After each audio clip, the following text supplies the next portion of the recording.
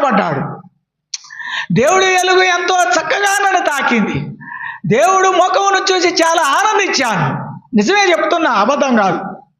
కాబట్టి పాము గారితే ఎంత సంతోషంగా ఉంటామేంటి అను.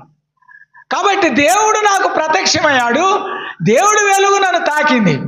అప్పుడు నా పరిస్థితి ఎలా ఉందంటే, లెమ్ము తేజరిల్లము, యెహోవా మహిమ నీ మీద ఉదయించింది అని ప్రభువు సెలవిచ్చాడు.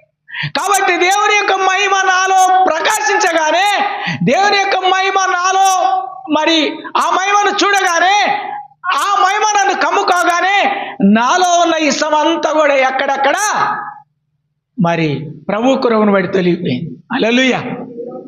కాబట్టి ప్రభు ముఖం మనకు కనబడుతున్నప్పుడు మనం సంతోషంగానే ఉంటాం, మనం ఆనందంగానే ఉంటాం, ఏ సమస్య అయినా తీసేయగలని సంతోషంగా ఉంటాం. కానీ ముఖం మార్చుకోం.